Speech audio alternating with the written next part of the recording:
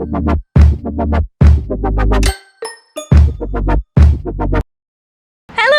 and welcome back to Happy Blonde. Today is a very exciting day. We finally brought Miss Lottie to life. We have our beautiful photographer and we have Miss Tia. This is a very, very special photo shoot. I don't know for how long we have talked about bringing Lottie to life. Oh my god, it's so Like, we talked about this moment for the longest time, and we were always talking about how cute it would be to just have Tiana and Lottie together, like for an event or for something. And now we're doing that for the Halloween deliveries, so. so excited.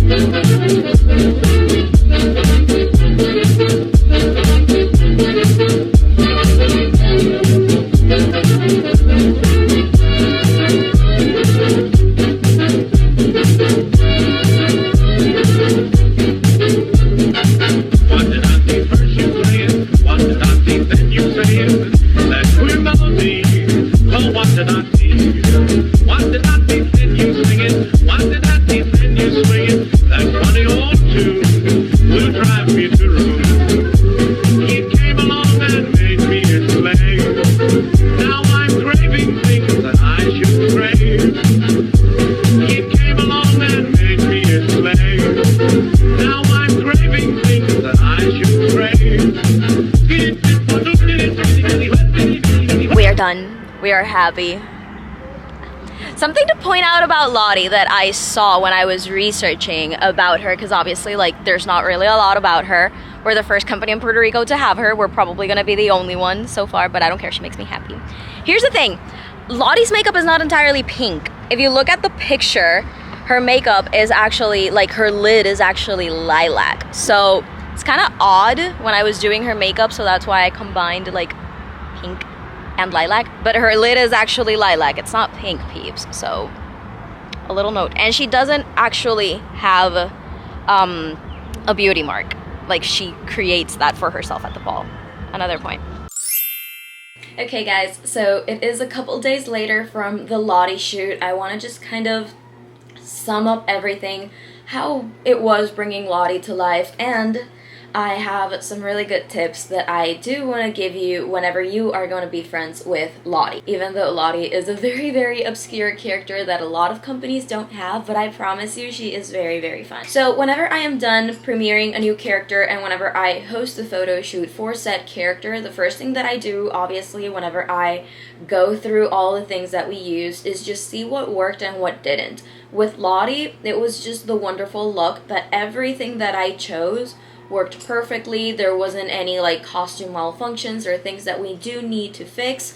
I anticipated beforehand. Her flap does move around, so I did clip it to her bubble sleeves so that it wouldn't move around as much. The hoop skirt was perfect for Lottie. I would say if you don't feel humongous like a cupcake and you don't feel bigger than Belle or bigger than Cindy, you're definitely not getting a hoop skirt big enough. I feel like Lottie for me is around an 8 or 10 ring hoop skirt because she is ginormous. So yeah, with Lottie, we honestly didn't really have any costume malfunctions. I love how the makeup looked because, like I did mention in the park, her lids are actually lilac, so I did want to compliment that nicely. So costume malfunctions are just out of the way. If you want to learn how to move like Lottie, I do have a mannerisms video over on my Instagram at happy.blonde.s. I absolutely love creating these mannerism videos. They are perfect for performers. They can just save it on their phone, and whenever they're going to be friends with the character, it's already there, and it's a quick minute thing that they can just refresh before heading out to an event or party. But talking about Lottie's personality, I feel like we relate her a lot to characters like Rosetta, and while that is true, it is up to a certain extent. What I discovered with Lottie was that even though she is extremely girly and fabulous, I feel like most of all, above all that, I feel like she's very dynamic and peppy. I genuinely love how fast she moves and how fast she talks, and she can really talk about mostly anything. Even though she's fabulous, she is extremely dynamic and energetic in that sense, and she is not afraid to support her friends, especially Tiana. Some of you don't really know this, but I did premiere another Party Princess training guidebook last year. It is called Once Upon a Story. This is a guidebook that has been so underestimated, I do have to say it. I was expecting a lot more sales in this, and I understand why there hasn't been, and that is because performers and company owners have not yet truly understood how important it is for you to have good storytelling. It is not enough to watch the movies, and it is most definitely not enough to just move like the character.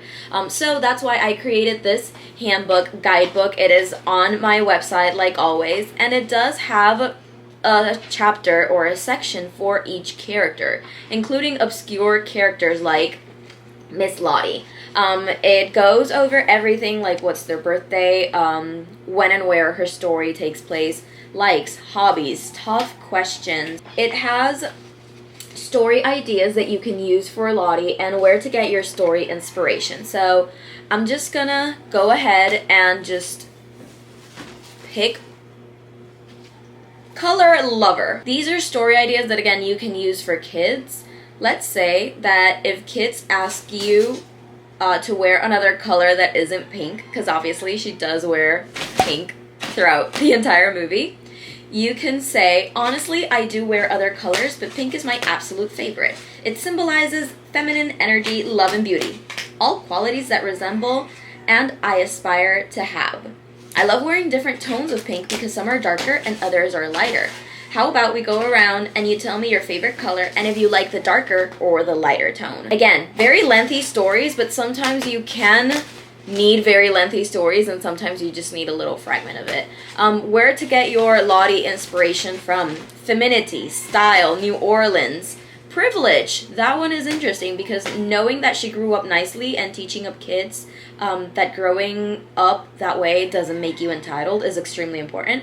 Fairy tales in obviously the 1920s because that is where her story is set. So having things like this to just have character story ideas around is extremely useful for performers. I truly hope that you have loved this mini Bringing to Lottie life vlog. If you have any questions about Lottie, the guidebook, or just anything overall, leave it in the comment section down below. Happy Blonde signing off, and I'll see you all in the next one. Bye!